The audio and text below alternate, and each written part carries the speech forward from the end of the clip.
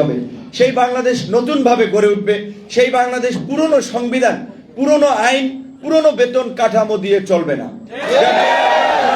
আমরা পরিষ্কারভাবেই বলেছি, আমরা নতুন সংবিধান রচনা করতে চাই, আমরা উপনিবেশিক আইনগুলো বাতিল করতে চাই, উপনিবেশিক প্রথাগুলো আমরা বাতিল করতে চাই। এখানে হাস্যকর এটা যে একজন আপনার এই টিফিন ভাতা 200 টাকা, একটা ধরেন এখন টিফিন মানে কি আপনার একটু হালকা নাস্তা খাওয়া, তাহলে একটা স্যান্ডউইচ কিনতে গেলেও 40 টাকা লাগে, তাহলে এটা তো এক সপ্তাহও নাস্তার টাকা না।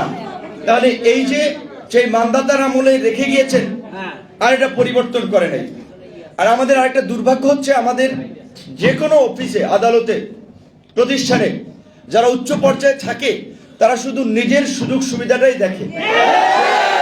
তার রুমে একটা গদিওয়ালা চেয়ার লাগবে, একটা এসি থাকবে, বাথরুমের মধ্যে 3টা টাওয়াল থাকবে, বিভিন্ন ধরনের সুগন্ধি থাকবে। আর যারা কাজ করে তারা যে ভাত খাইতে পারতেছে না ঠিকঠাক মতো, একটা ভালো পোশাক পরে আসতে পারতেছে না সচিবালয় কিংবা তার প্রতিষ্ঠানে, সেই দিকে আসলে তাদের নজর নাই।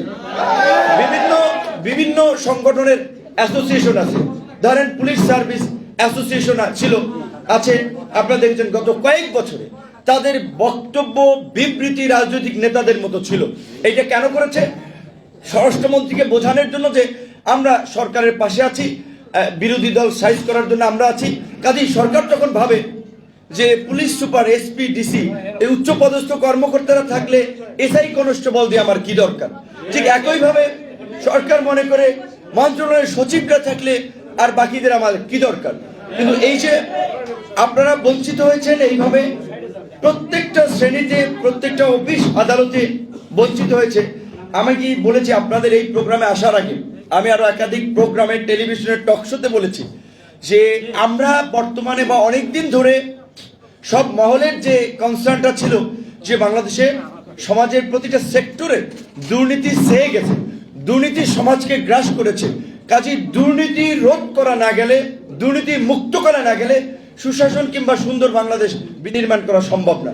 তাহলে একজন মানুষের 15,000 টাকা বেতন দেয়া কিভাবে আপনি বলবেন যে তারে সৎভাবে চাকরি করতে, কিভাবে বলবেন তাকে অনিয়ম করতে?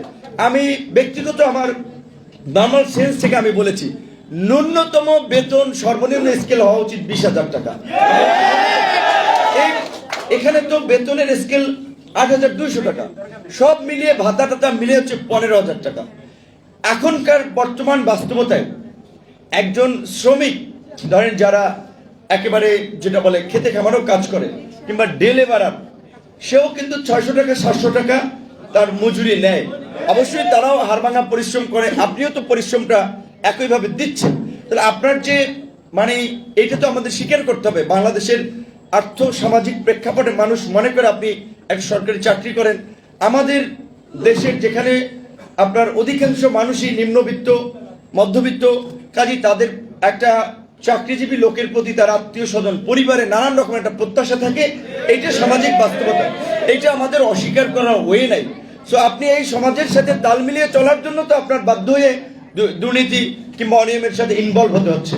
তো অবশ্যই আশা করি যে সরকার, বিশেষ করে এই সরকার পলিটিক্যাল সরকার না, কাজেই তাদের পলিটিশিয়ানদের মতো ধান্দাবাজির চিন্তা ভাবনা নাই। প্রথম আমি যেটা বিশ্বাস করি যে তারা এই পে স্কেল রিভিউ করে স্ট্যান্ডার্ড একটা নবম পে স্কেল তারা দিবে। বিশেষ করে আমি এখানে প্রথমে দেরিতে আসছি, আমি ক্ষমা প্রার্থী যে অনেকগুলো মানুষ কষ্ট করেছেন এই রুমে গাদাগাদি করে গরমের মধ্যে।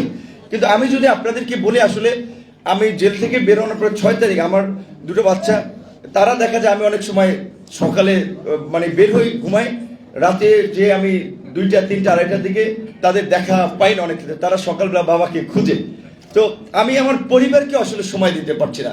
তুমি অনেক দেখেন আমি একটু মানে সেলুনে যাবো, একটু চুল দাড়ি কাটাই দিই, এই টাইমটা আমি বাইর করতে পারছি না। তুমি অনেক বললাম যে আমি মানে আমি অনেকগুলো বিষয়ের মধ্যে এনগেজ আছি, যার ফলে আমার নিজের চেয়ে আমি বাইরের মানুষের স্বার্থের বিষয়টাকে প্রেফারেন্স দিচ্ছি। যেই কেন অনেক কষ্ট হলেও ভাইদেরকে অনেক আগে আমি সময় দিয়েছিলাম, আমি আসছি। আপনাদের বিশেষ করে এখানে যেটা বৈষম্য হচ্ছে, এটা একটা চরম বৈষম্য, এটা একটা অমানবিক। বিশেষ করে এই যে যেটা এখানে আমাকে এক ভাইটা চিঠি দিল, বলল যে 92-তে আমরা একসাথে আন্দোলন করলাম, সচিবালয়ের লোকেরা প্রথমে আমাদেরকে বাইপাস করে তাদের সুবিধা অনুযায়ী তারা কিছু সুবিধা পেল, চুপচাপ হয়ে গেল।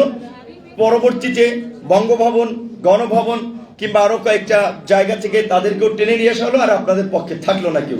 তো এই যে আমাদের মধ্যে মানে স্বার্থপর চিন্তা ভাবনা, দেশের বৃহত্তর স্বার্থে ক্ষুদ্র স্বার্থ ত্যাগ করতে হবে। আমি কেন ভালো থাকবো, আমি সবাইকে নিয়ে ভালো থাকবো।